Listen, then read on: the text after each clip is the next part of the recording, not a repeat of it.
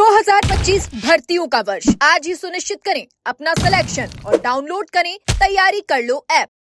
नमस्कार, एजुकेशन नगरी की खास पेशकश एजुकेशन बुलेटिन में आपका स्वागत है। मैं हूं आपके साथ विनीत। तो चलिए रुक करते हैं शिक्षा जगत की तमाम बड़ी खबरों की ओर। राजस्थान में 2021 की एसआई भर्ती को रद्द करने और राजस्थान लोक सेवा आयोग यानी कि आरपीएससी को भंग करने की मांग को लेकर शहीद स्मारक पर पिछले एक महीने से ज्यादा समय से अनिश्चितकालीन धरना प्रदर्शन जारी है। यह आंदोलन नागौर सांसद और आरएलपी सुप्रीमो हनुमान बेनीवाल के नेतृत्व में चल रहा है, जो युवाओं के साथ मिलकर सरकार पर दबाव बनाने की लगातार कोशिश कर रहे हैं। 25 मई को इस मांग को लेकर युवा आक्रोश रैली का आयोजन भी किया गया, जिसमें भारी संख्या में युवाओं ने भाग भी लिया। इसके बाद 29 मई को हनुमान बेनीवाल ने राज्यपाल से मुलाकात भी की और एसआई भर्ती को रद्द करने और आरपीएससी को भंग करने की मांग भी उठाई।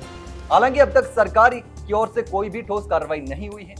हनुमान बेनीवाल का कहना है कि जब तक इन दोनों मांगों पर सहमति नहीं बनती है, तब तक धरना जारी रहेगा। उन्होंने यह भी कहा कि जरूरत पड़ी तो सड़क पर उतरकर प्रदर्शन भी करेंगे और दिल्ली कुछ भी करेंगे, लेकिन भर्ती रद्द करवा कर ही दम लेंगे। हालांकि एसआई भर्ती का यह मामला वर्तमान में न्यायालय में विचाराधीन है और 1 जुलाई को अगली सुनवाई होनी है। ऐसे में सभी की निगाहें अदालत के फैसले और सरकार की अगली रणनीति पर टिकी हुई है। रीट लेवल 2 की भर्ती को लेकर एक बार फिर अभ्यर्थी सड़कों पर उतरने की तैयारी कर रहे हैं। अभ्यर्थी लगातार ये मांग कर रहे हैं कि रीट लेवल 2 का संपूर्ण पदों पर एक साथ रिजल्ट जारी किया जाए। अभ्यर्थियों की मांग है कि जिन मूल पदों के लिए भर्ती हुई थी, उन सभी का रिवाइज रिजल्ट पूरी पारदर्शिता के साथ जारी किया जाए। उनका कहना है कि कोई भी सीट बिना ठोस कारण के खाली न छोड़ी जाए और सभी प्रोविजनल व कोर्ट केस वाले मामलों का अंतिम निर्णय लेकर फाइनल रिजल्ट घोषित किया जाए।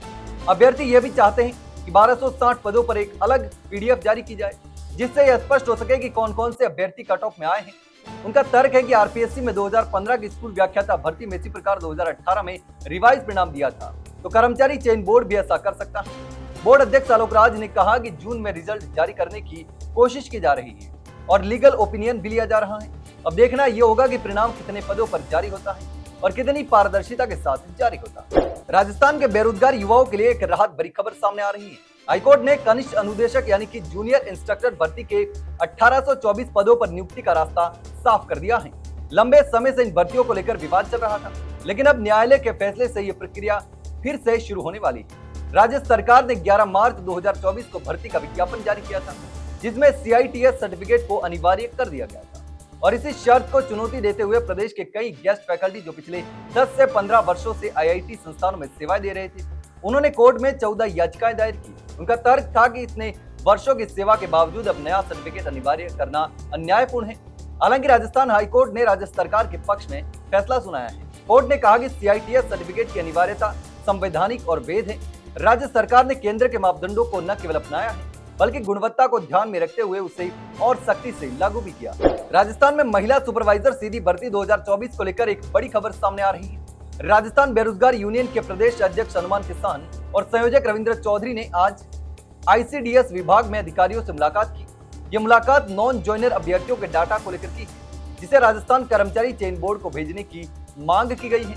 हनुमान किसान ने बताया कि महिला सुपरवाइजर की सीधी भर्ती 209 पदों पर आयोजित की गई थी, लेकिन परिणाम केवल 200 पदों के लिए ही जारी किया गया। इसमें से 59 अभ्यर्थियों ने नियुक्ति के बाद ज्वाइन नहीं किया, जिससे कई पद खाली रह गए हैं। उन्होंने ये भी कहा कि ऐसे में यह जरूरी है कि नॉन ज्वाइनर अभ्यर्थियों का डाटा बोर्ड को भेजा जाए, ताकि अगली सूची जारी की जा सके और योग्य अभ्यर्थियों को नियुक्ति का अवसर मिल सके। इसके साथ ही विभाग से मांग की है कि रिक्त पदों को जल्द से जल्द भरा जाए और प्रक्रिया शुरू भी की जाए।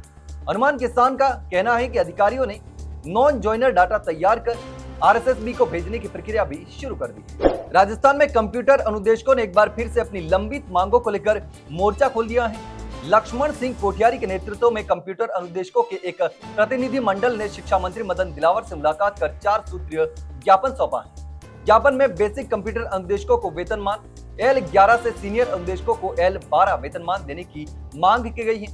इसके अलावा पदोन्नति व्यवस्था को स्पष्ट करने और कैडर विस्तार की भी मांग उठाई।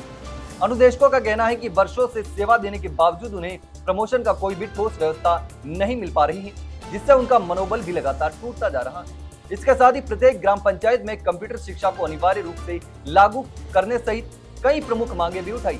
तो यह थी शिक्षा जगत की तमाम बड़ी खबरें। कल फिर आपके साथ रूबरू होंगे, तब तक के लिए नमस्कार।